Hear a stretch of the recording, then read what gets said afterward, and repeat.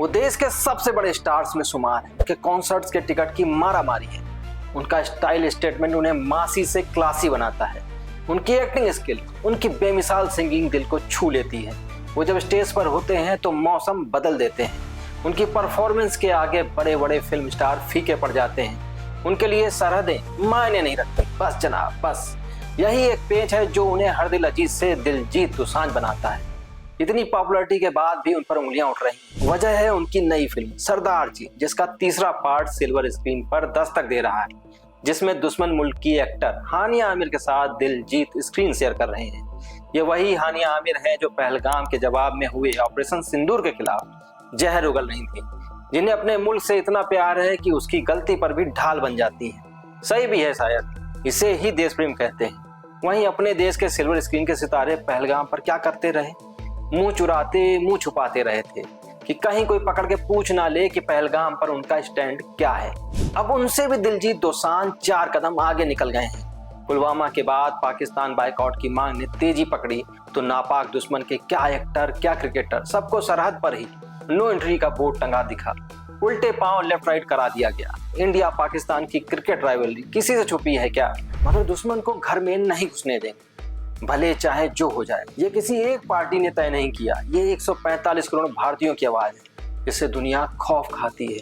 इतिहास गवाह है, जब भी हमने ठान लिया है दुश्मन को घुटनों पर लापटका है। फिर भी दिलजीत का दिल है कि मानता नहीं। नमस्कार, मैं हूं अनुराग त्रिपाठी। आज बात उस स्टार की जो कल तक टिमटिमा रहा था, आज खुद बुझने को बेकरार है। तो ये भूल गया है कि इस देश के मूल में है चमकते चांद को टूटा हुआ तारा बनाना। तो अपनी हद में रहे। वहीं दिलजीत दलील दे रहे हैं कि उनकी फिल्म पहलगाम से पहले शूट हो गई थी। अपील कर रहे हैं कि उनकी बात सुन ली जाए। खैर, बखेड़ा खड़ा हुआ तो सरदार जी का भविष्य गर्त में चला गया।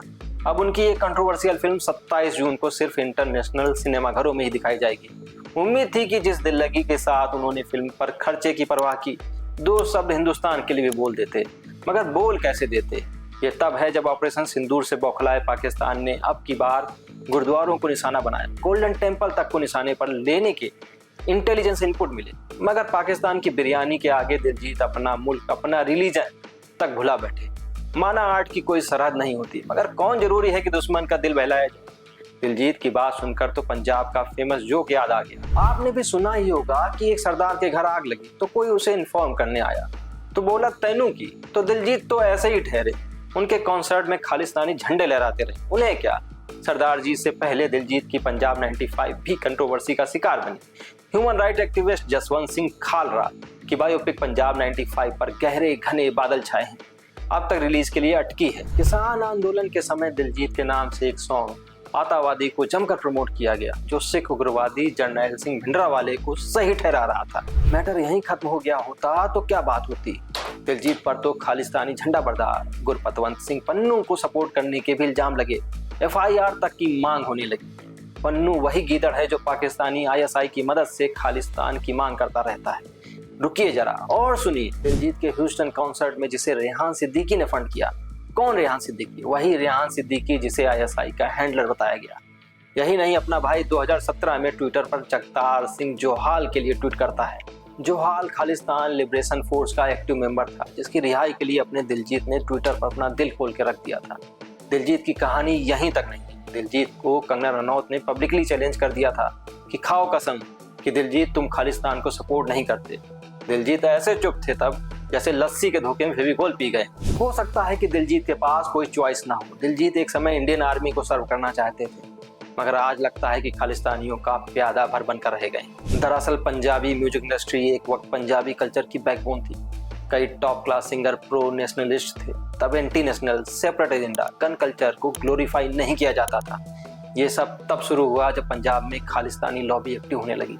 साल 1988 अमर सिंह चमकीला को खालिस्तानियों ने गोलियों से भून दिया, क्योंकि वो ओपनली चैलेंज करता था। ये खालिस्तानियों की ओपन वार्निंग थी, जिसके बाद गानों के शब्दकोश से एंटी खालिस्तानी एलिमेंट हटना शुरू हुए। भाईचारा ही क्या था। 1990 के आते आते खालिस्तानी एजेंडा कमजोर पड़ा, मगर उसकी जगह देवेंद्र बांभिया और लॉरेंस बिश्नोई गैंग ने ले ली। दोनों को पीठ पीछे खालिस्तान के सरगना ही जला रहे थे।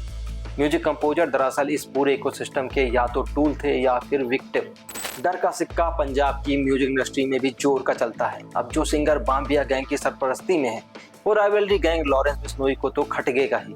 जैसे सिद्धू मूसावाला बॉम्बे गैंग के खेमे में था, तो जाहिर है लॉरेंस बिश्नोई के टिगर पर तो होगा ही।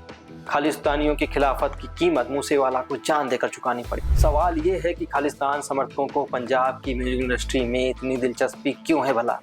जवाब है पंजाब का यूथ, जिनकी रगों में म्यूजिक के जरिए खालिस्तानी एजेंडा इजेक्ट किया जा रहा है।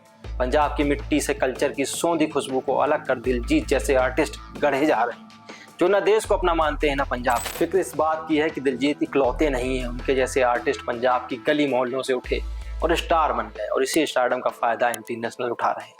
ये दिलजीत को तय करना है कि उन्हें किसी का मोहरा बनना है या फिर जिस मुकाम पर वो आज हैं, जिनकी वजह से हैं, उनको भी वो वैल्यू देंगे या फिर नहीं। आपको क्या लगता है? आप अपनी राय हमें कमेंट बॉक्स में शेयर कर सकते हैं। नमस्कार।